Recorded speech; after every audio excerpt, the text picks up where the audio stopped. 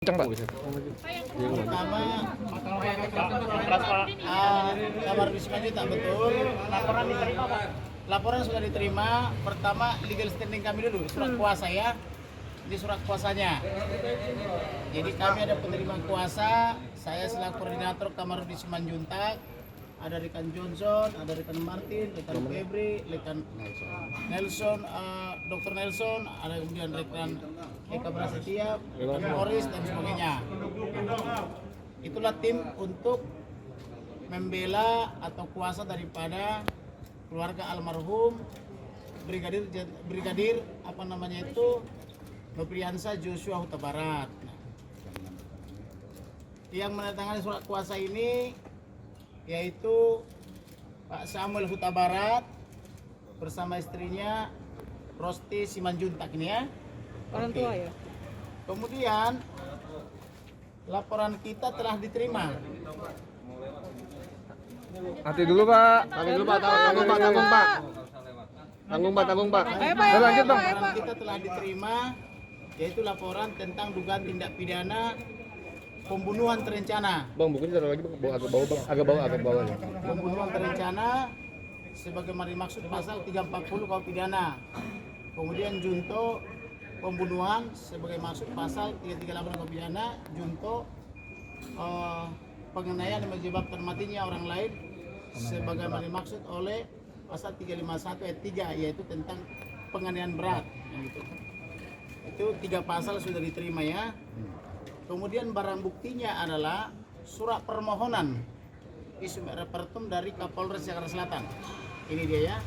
Pada tanggal 8 Juli 2022 di mana di situ dijelaskan ditemukan mayat seorang laki-laki pukul 17.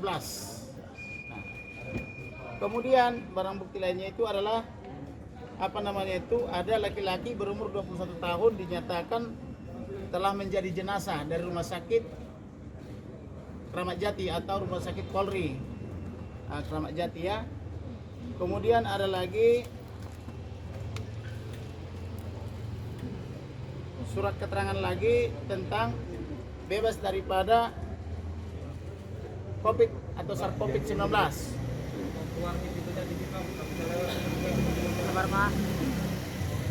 Kemudian Bentar, Bang. ada Tanggung, lagi Bang. Agak minggir, Pak. Pintu ini, Pak. Itu bapaknya keluar banyak di dalam tuh, nggak bisa keluar tuh. atau berita acara serah terima mayat yang diserah terimakan oleh Kombes Pol Leonardo Simatupang dari penyidik utama Propam Polri. Nah ini barang buktinya ya, kita jadikan juga barang bukti. Kemudian barang bukti berikutnya itu adalah berupa foto. Jadi foto ini ketika polisi lengah dengan alasan mau apa namanya itu menambah formalin, maka tiba-tiba para wanita saksi-saksi yang pemberani mereka langsung buru-buru membuka bajunya, kemudian memfoto dan memvideokan. Nah, ini ditemukanlah ada beberapa sayatan, kemudian ada beberapa luka tembak, kemudian ada beberapa luka memar, kemudian ada pergeseran rahang. Kemudian ada luka di bahu, ada luka sayatan di kaki, ada luka di telinga, kemudian ada luka sayatan di belakang, kemudian ada luka di jari-jari, kemudian ada membiru di perut kanan kiri atau dapat di tulang rusuk dan sebagainya.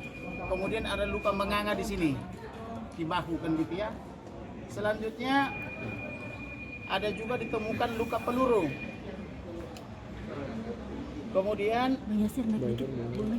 ada lagi ditemukan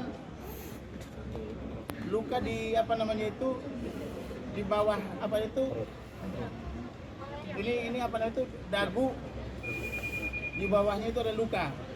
Depanin, Bang. Kemudian Depan, Bang. sama jahitan juga. Kemudian apa namanya itu ada juga ditemukan luka di bawah apa namanya itu ketiak. Nah ini. Kemudian ada lagi ditemukan luka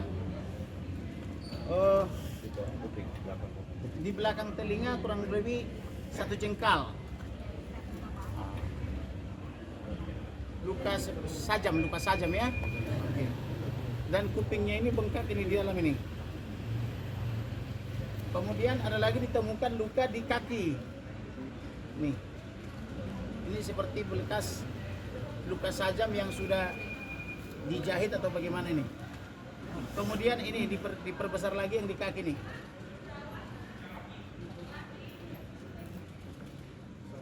Kemudian ditemukan lagi luka yang sangat menganga dan masih mengeluarkan darah. Nah, di bagian perut. Dan lagi luka membiru sama memar di daerah ini tuh tulang rusuk ya. Ini dia nih. Kalau di dokumen elektroniknya lebih jelas dia, kalau di print jadi agak ini. Tapi kelihatan kalau membiru nih. Ya. Kemudian ditemukan lagi itu sampai di situ. Nah, adapun tindak pidana ini diduga terjadi pada tanggal 8 Juli 2022 sekira atau antara pukul 10 pagi hari sampai dengan pukul 17. Lokus deliktinya adalah kemungkinan besar antara Magelang dan Jakarta. Itu alternatif pertama. Alternatif kedua, lokus deliktinya di rumah Kadipropam Polri atau rumah dinas di Duren 3 kawasan Pancoran Jakarta Selatan. Nah itu, jadi alternatif pertama lokus deliktinya itu antara Magelang, Jakarta. Alternatif kedua karena mayat ditemukan di situ berdasarkan permohonan visum et repertum Kapolres Jakarta Selatan di rumah Kadipropam Polri di Komplek Polri Duren 3 kawasan Pancoran Jakarta Selatan DKI Jakarta. Kemudian adapun yang menjadi pelapor adalah tim penasihat hukum daripada keluarga almarhum dengan terlapor dalam lidik. Karena kami tidak mau membuat laporan sebagai terlapor yang disebut dengan Baradae, karena menurut perhitungan kami berdasarkan fakta-fakta hampir tidak mungkin yang bersangkutan yang melakukan ini, atau setidak-tidaknya menurut perkiraan kami ada terdiri dari beberapa orang. Bukan hanya satu orang atau dua orang. Ini ada beberapa orang. Ada yang berperan pistol, ada yang berperan memukul, ada yang berperan melukai dengan senjata tajam, bahkan mungkin dengan sangkur atau dengan laras panjang itu loh. Jadi dengan banyaknya luka, maka kami sangat yakin ini adalah pembunuhan terencana. Kenapa pembunuhan terencana?